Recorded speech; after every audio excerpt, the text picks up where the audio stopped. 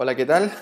Ahora vamos a tener nuestra segunda sesión de estructuras de datos y el tema que vamos a ver es el de tuplas. Pero recordando el ejercicio que dejamos propuesto en la clase o la sesión anterior, donde nos pedían hacer una función llamada todos iguales que recibiera una lista, que fue el tema de esta sesión, y que indicara si todos los elementos eran iguales, o sea, mostrar true cuando todos los elementos internos de esa lista fueran los mismos, o falso en caso que hubiera al menos un elemento distinto. ¿Cómo resolvemos esto? Acá definimos la función todos iguales. Lo que vamos a hacer es recorrer esa lista, vamos a pasar por todos los valores, pero acá hay una particularidad, partimos del elemento 1, no del elemento 0, que sería el primer elemento de la lista. Porque la lógica detrás de esto, ya nuestro algoritmo lo que va a hacer es ir comparando el elemento 0 de la lista con todo el resto, con los otros elementos. Entonces va a partir comparando el elemento 0 con el elemento 1, después el 1 pasa a ser el 2 y así sucesivamente. Si en algún momento alguno de esos elementos del 0 con cualquier otro elemento es distinto de, o sea, esta pregunta lógica de distinto dirá verdadero, entonces estaríamos retornando falso porque encontramos que al menos dos elementos son distintos. En cualquier otro caso, si recorro toda la lista, termino y nunca esta condición se hizo verdadera, entonces estaríamos retornando true porque todos los elementos fueron iguales. Espero no les haya costado. Acá recorrimos con el ciclo while y manejando el tema de los índices. También pudimos haberlo hecho con un ciclo for, pero eso podrían intentarlo ustedes ahora. Veamos el tema de tuplas entonces. Las tuplas son unas estructuras de datos, ya se nos permite agrupar ciertos datos, pero a diferencia de las listas son estructuras inmutables. ¿Qué quiere decir esto? Que una vez que yo creo una tupla no puedo agregar elementos ni quitar elementos. Y las tuplas nos sirven para agrupar información que está, conjuntamente tiene sentido. Por ejemplo, la posición de un alfil en un tablero de ajedrez, podríamos decir que esta es la columna en la que está el alfil y aquí está la fila en la ubicación. Podríamos describir un alumno a través de una tupla con el nombre, el apellido y su rol. Podríamos ocupar una tupla para describir una carta, ya con el número de la carta y el tipo. Una fecha, que probablemente una de las cosas que más se utilizan para almacenar en tuplas son las fechas, siendo el año el primer elemento, el mes el segundo elemento y el día el último elemento. ¿Ya? Vamos a explicar por qué ese orden y no como estamos acostumbrados nosotros en Chile, que es día, mes y año. Un triángulo, una serie de 3 puntos, un personaje. ¿Ya?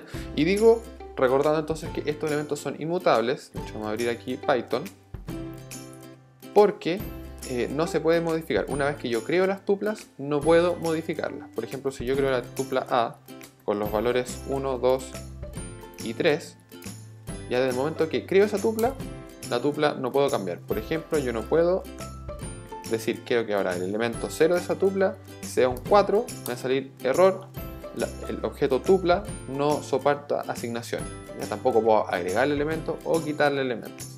Entonces, para que tengan nociones, desde el momento que creo una tupla no puedo modificar esa tupla.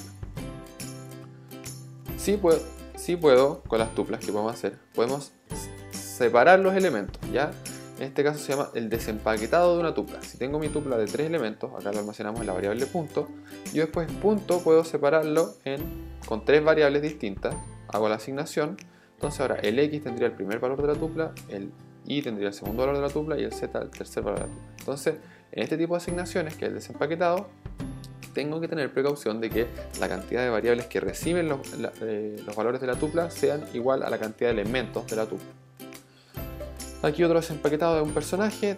Primero desempaquetamos la tupla con el nombre, el nacimiento y la defunción, y después tanto nacimiento como defunción lo volvemos a separar, a desempaquetar para poder calcular, no sé, los años de vida de ese personaje. Seguimos. Y aquí viene uno de los elementos importantes de por qué ocupar tuplas y no ocupar listas, por ejemplo. Ya, la comparación de estos elementos. Cuando comparamos tuplas es muy parecido a lo que hacemos cuando comparamos strings. ¿A qué me refiero con esto? Que lo que va a hacer al comparar dos tuplas, va a comparar el primer elemento de una tupla con el primer elemento de la otra tupla, después el segundo, después el tercero y así sucesivamente. Si aquí, por ejemplo, dice 4 es menor a 7, si estos primeros valores ya le basta para decidir, inmediatamente responde true o false si el 4 fuera menor al 7, que en este caso es verdadero, por eso muestra true.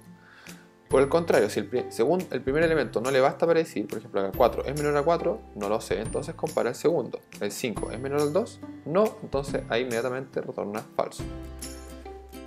Si tenemos dos tuplas de distinto tamaño y no le basta para decidir con los elementos uno a uno, entonces compara el primero con el primero, el segundo con el segundo, el tercero con el tercero, no sabe si esa tupla es menor a esta. En ese caso dice, bueno, este tiene más elementos, por lo tanto esta tupla es mayor que esta otra tupla y por lo tanto estaría retornando un true. Pero primero compara elemento a elemento. Entonces aquí va a aparecer obvio porque era útil escribir las fechas como año, mes y día para la comparación. Entonces de esta manera yo puedo saber qué fecha es más actual o más lejana en relación una con otra. Yo comparo directamente las tuplas, entonces primero me compararía el año.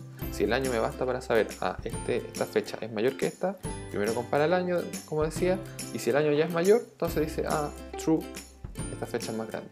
Si el año es el mismo, compara los meses, y si los meses son los mismos, compara los días. Entonces súper práctico almacenar las fechas en este estilo para poder compararlas directamente, sin tener que desempaquetarlas y preguntar por valor. Ya casi terminando, ya las tuplas no permiten mucho más, ya tienen ventaja y desventaja obviamente y va a depender del uso que queramos dar en nuestras estructuras de datos. Entonces acá tenemos una lista de tuplas, que también es algo muy frecuente de utilizar. Por ejemplo, tengo mi lista de ramos y cada ramo está compuesto por una tupla que representa el nombre del ramo, la sigla del ramo y la cantidad de créditos del ramo. Y eso es, acá lo pusimos hacia abajo por tema de espacio, pero podría haber sido todo hacia el lado en una lista. Entonces mi lista tiene en este caso 5 elementos y cada elemento de esa lista es una tupla de 3 elementos.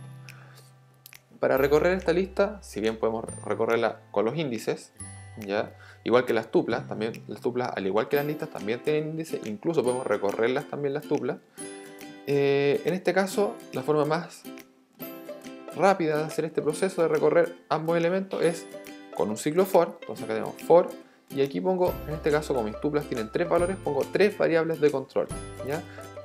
Pongo nombres asociados al contenido que va a tener esa variable, en este caso nombre, sigla, C, que es crédito, in ramos. Entonces con este for yo estoy recorriendo mi lista, entonces cada elemento de la lista es una tupla y a la vez extraída esa tupla de la lista estoy desempaquetando en el mismo for entre las 3 variables que recibirían entonces el primer valor de la tupla, el segundo valor de la tupla y el tercer valor de la tupla.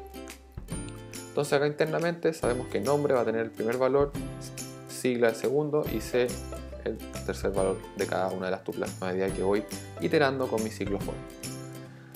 Espero que se haya entendido, si no vamos a repasar esto en clases, ¿sí?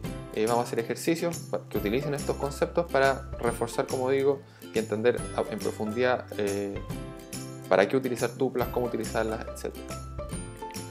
Ejercicio propuesto: escribe una función distancia que reciba 2 tuplas, cada una de esas tuplas representa puntos, en este caso, si vemos el ejemplo, de 3 ejes coordenados, ¿ya? Y la idea es que esta función distancia calcule la distancia entre ese punto con ese punto. O sea, estos son puntos de ejemplo, ya recordar. Entonces mi distancia recibe 2 tuplas de 3 elementos, como los que están acá, y si los valores de esas tuplas fueran esto, entonces estaríamos retornando este valor final, ¿ya? Ustedes tienen que hacer la función que sea general para cualquier par de puntos con 3 ejes coordenados. Espero que les vaya bien, nos vemos entonces en clase para repasar estos conceptos. Hagan este ejercicio, está bastante fácil para que repasen entonces lo que son las tuplas del desempaquetado. Nos vemos.